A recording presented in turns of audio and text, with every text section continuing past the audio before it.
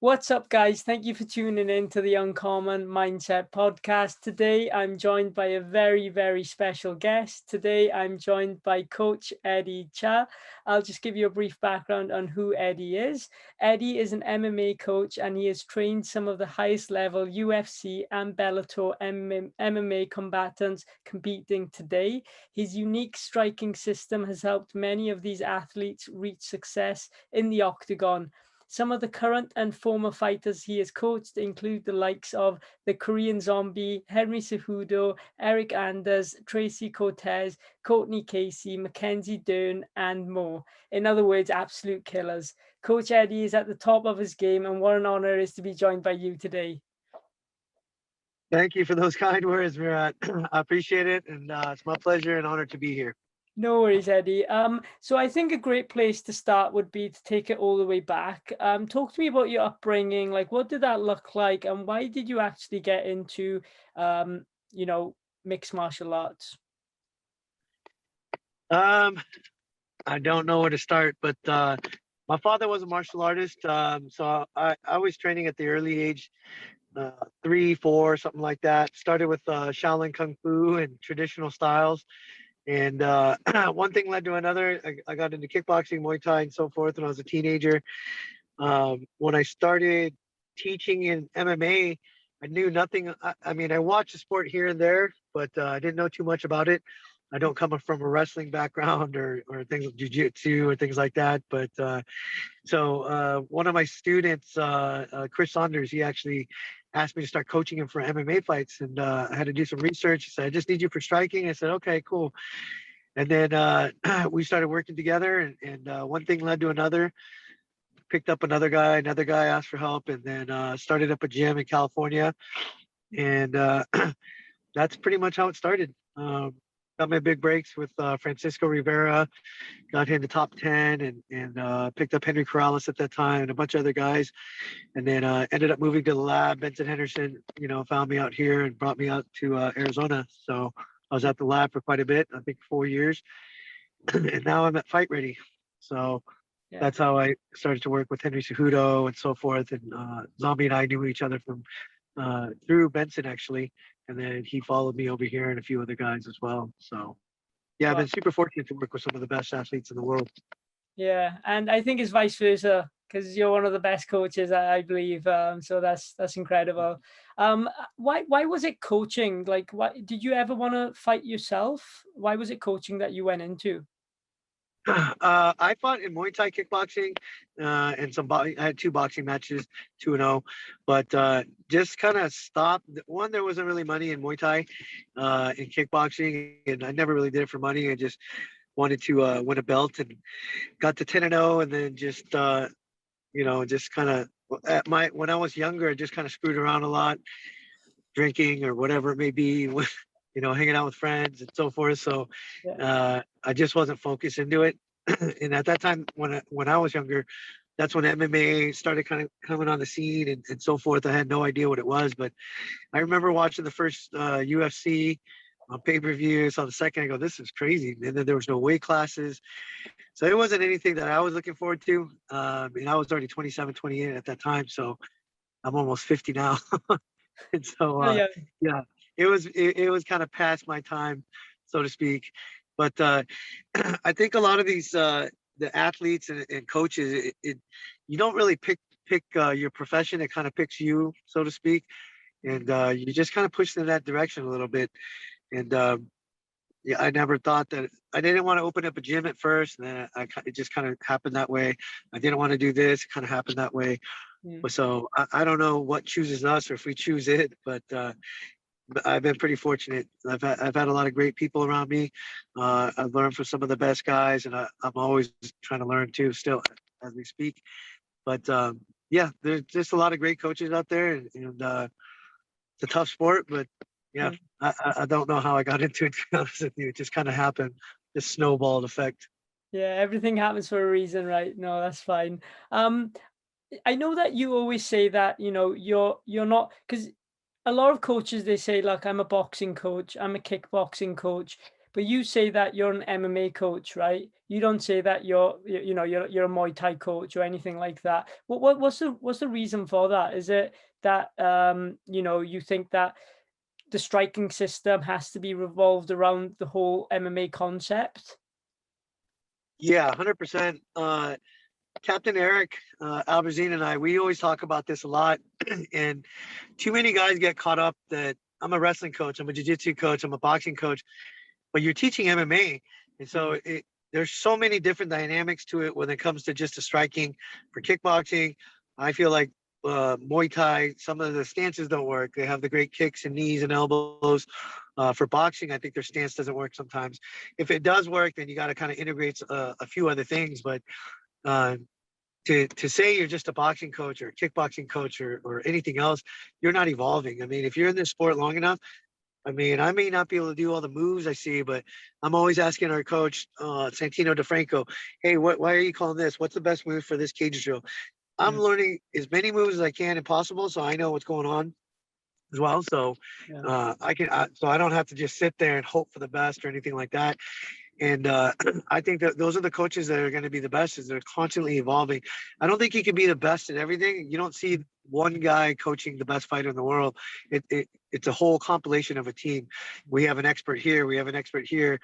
Strength and conditioning coach. I think most of us grew up doing some type of weights and, doing strength and conditioning, but we don't call ourselves a strength and conditioning coach. Everyone feels like they know how to diet, but a true dietitian is going to beg to differ as opposed to a nutritionist or whatever it may be. So just to get the best guys together, but we all have to know a little bit about the sport. Wrestling, there's no cage wrestling. So now you can't even say you're a real wrestling coach unless you know how to cage wrestle, right? yeah. Jiu-jitsu, same thing. There's no punching in jiu-jitsu. So you have to know a little bit of everything. I think they just kind of overlap each other. And so if you go to just a boxing coach, how am I going to address a calf kick? How am I going to address a guy that constantly switches stance and kicks to my body? They wouldn't be able to answer those things. So I just wish that people would evolve. And if we are teaching MMA, we're an MMA coach, right? Or MMA striking coach or MMA grappling coach. And so for me and Captain Eryk as well, we always talk about this. Like, I'm not a wrestling coach, I'm an MMA coach. And I go, I agree with that, because I teach MMA striking. I don't teach Muay Thai kickboxing or, just a boxing or kickboxing type of striking. We have to cover all facets. So the feints are going to change, the high, low level change feints as opposed to just upper body or, leg kick feints. And so that's why, we consider ourselves MMA coaches. Yeah, no, of course. And I did mention earlier that you've worked with, some of the best in the world, right? Like Korean Zombie, Henry Cejudo, Eryk Anders, all these people. What is it like being, when you were working with Henry Cejudo, being there at a championship fight? Do you ever get moments where you're like, this is too like overwhelming for me or anything like that? Like, what was going through your head like during fights like that? Uh, well, the one, knowing that you have the best athlete in the world in Olympic gold medals, you feel pretty comfortable. Every fight is nerve wracking. Obviously, you're worried about the guys. You hope that you've done enough. And more importantly, you hope that they can execute game plan. I mean, knowing is half the battle, but if they can't execute it, it doesn't really matter. And so, but just knowing that you have an athlete like Henry Cejudo is pretty comforting. He Yeah. doesn't get nervous. He knows what he's doing. The guy is so cool, calm, and relaxed. He's actually one of the smartest fighters I've ever had an opportunity to work with. The guy's fight IQ is just off the chain. He's come out with the DVD and with the Five Senses and the Art of War and stuff like that. And when he said, "I need to share this with you. I want to see what you think," and I heard it and I go, "This is genius." I go, "How did you learn this? Who taught you this?" He goes, "I created it." I go, "There's no way." And so the guy is so smart. It's just above and beyond. I was just overwhelmed by his fight IQ. So some of those things are really challenging. Even when I first started working with Benson Henderson, I go, "This guy's a two-time world champion. What am I going to teach him?"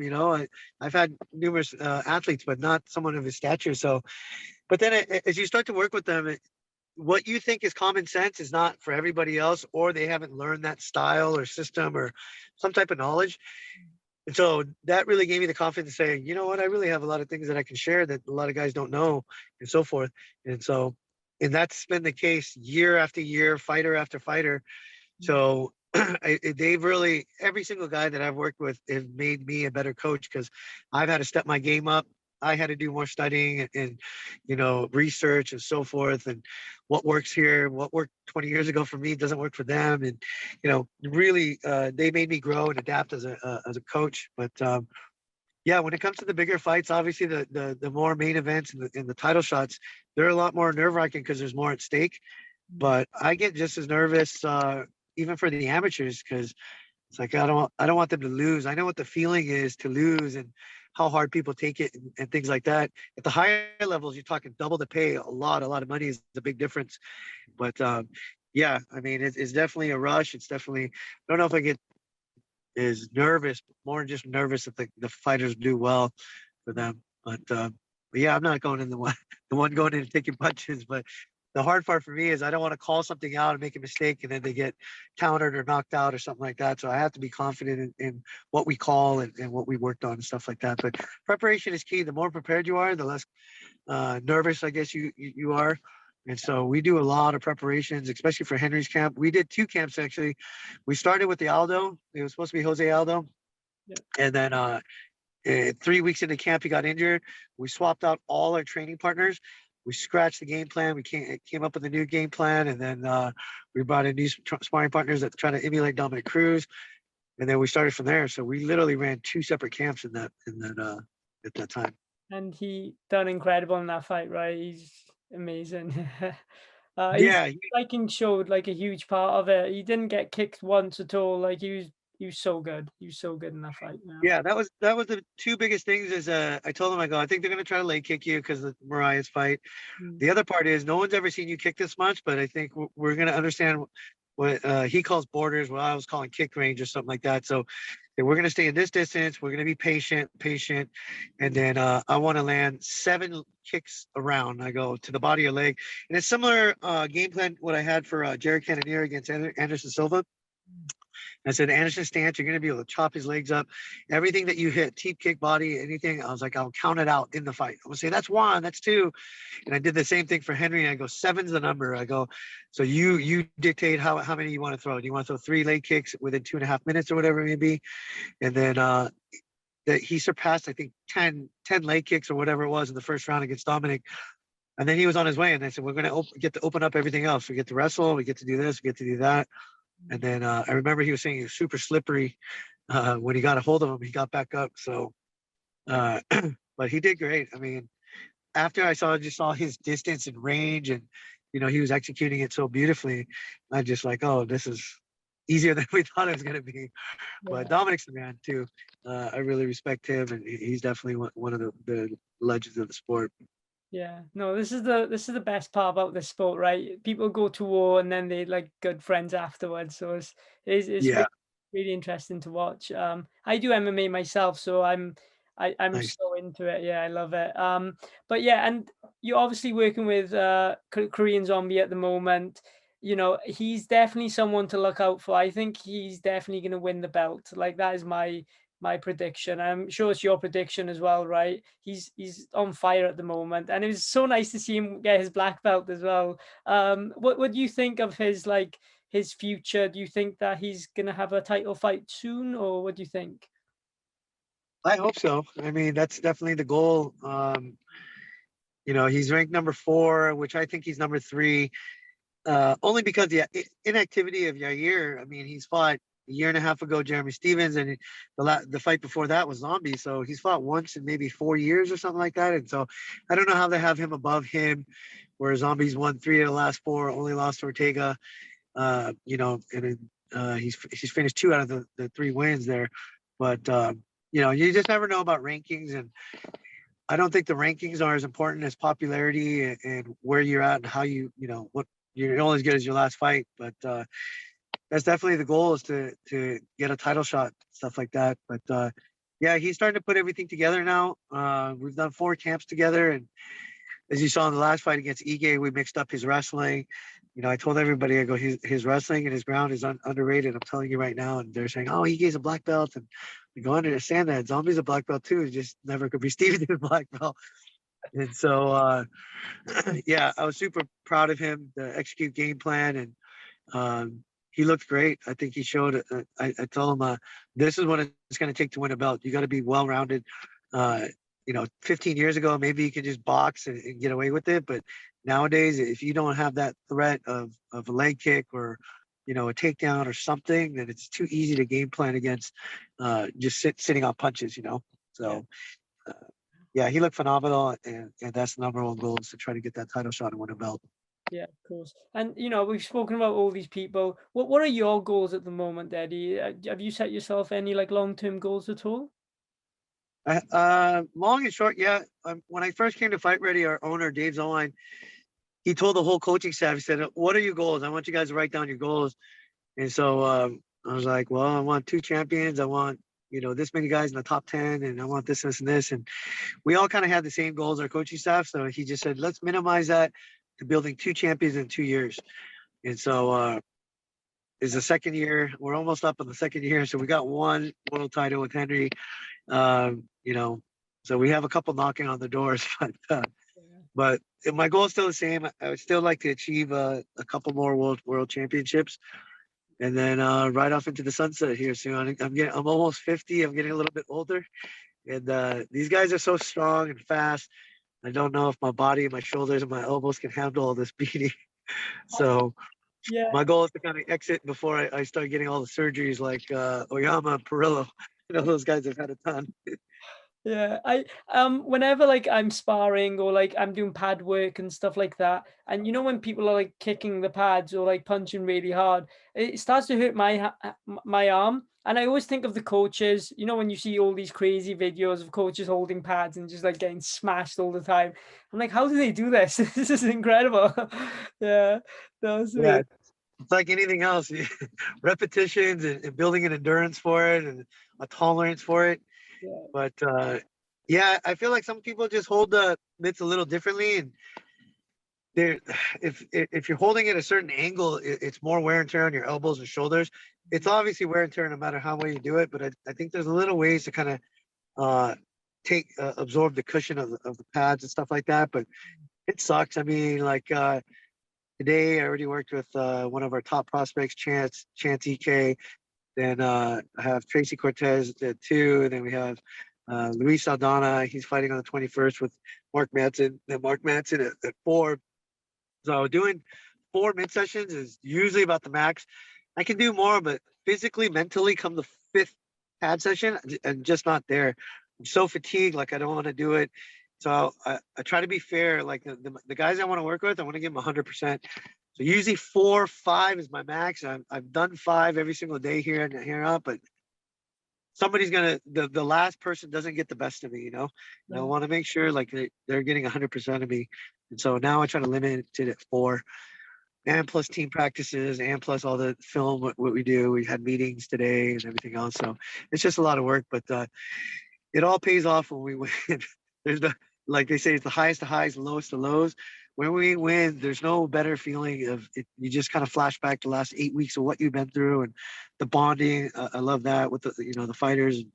When you lose, it's the worst feeling because you know how much they put into it. It's a real emotional roller coaster, but yeah. it's definitely worth it. Otherwise, we wouldn't be doing it day in, day out.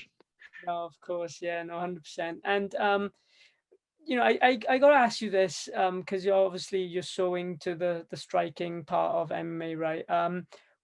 What makes someone a great striker? Is it the distance that they cover? Is this like too of a broad question to ask? Um, well, I think it's a compilation of a lot of things. Some guys have natural instincts. Reaction time has a lot to do with it. For me, distance and timing is speed and power. I always say I'll take a guy that can understand distance and range and timing more than how big or strong. I mean, athletes definitely help, if you're an incredible athlete like Eryk Anders and all these other guys. But yeah, I think fight IQ can be learned. There's some guys it just takes longer. Like we have some guys that started a year ago and then they're surpassing guys, or they're telling me, I learned 4 years before this, and this 1 year I've learned more in 4 years. So maybe it's the right team, maybe it's the right coaches, because we can be coaching you, like if I'm coaching you and your other coach said, I've been telling him this for the same 5 years. Something I must have said it and reworded it in a different way, right? Everybody learns differently. Some people learn by seeing it. Some people learn by hearing it. Some people learn by doing it, watching it. So I think as a coach, for me, I try to figure out a way, how can I connect with this guy? How does he learn? Then I kind of use that approach. Some guys learn faster. You have to be yelling at them. You got to be hard on them. Then they're going to work their butt off. Or some guys will shell off when you kind of get hard on them. So some guys need more encouragement, like, hey, you're doing great, whatever it may be. But it's a compilation of everything, I think, when it comes to being a better striker. For me, I always try to increase their fight IQ, understanding what they should do here. Why are you doing that right now? If we're at this distance, why were you looking at their hands? They should be looking at their kick range. They can't touch you with a single jab or a cross. They'd have to double their way in. It's little things like that, And to me, that's fight IQ. So when they understand that stuff or study it or watch film, break film down together or whatnot, then I think it just makes them a better fighter. Then it boils down to, like we talked about, execution. Okay, this is how you counter a jab. We're going to rep it. We're going to slip, cross, or we're going to catch, calf kick, whatever it is. Rep it, rep it, rep it. And like one of my favorite quotes is like, don't practice till you get it right. Practice till you can't get it wrong. Right? There's a difference in it, And so, yeah, I don't know what makes the best fighter. I mean, range always helps. Taller, linkier guy maybe, but if you see the best strikers, they all come in different shapes or forms, and you got to kind of find out what's best for you. Like if you're not a knockout artist, maybe you should be overthrowing all your punches. Maybe you play the point game. It's all about being accurate, hitting the chin, hitting the right spots. Yeah. Like Max does a great job. He even talks about, I don't have crazy power. I don't have all this, and this. I don't have big reach and whatever. But the guy is one of the best fighters in the world. Top strikers, doesn't get tired. I mean, and a lot of, maybe his mindset, who knows, but he's a phenomenal fighter. Yeah. What do you think of him not sparring when it comes to fights? I think he's lying. No, I'm just kidding. I think it's smart. I mean, he's put in so much work. Maybe he doesn't need to spar. Maybe they do light sparring, but he doesn't consider that sparring. But I'm sure there's some type of something that he's doing. But a lot of guys, it's whatever someone like Max does it, that they go, oh, it must work. But let's not forget how many hard sparrings he's had up till now. How many professional fights has he had, So, the Thai guys are the same way. They have 200, 300 amateur fights, 200 pro fights, and they fight so many times in a week. Sometimes they fight 2 times a week over there.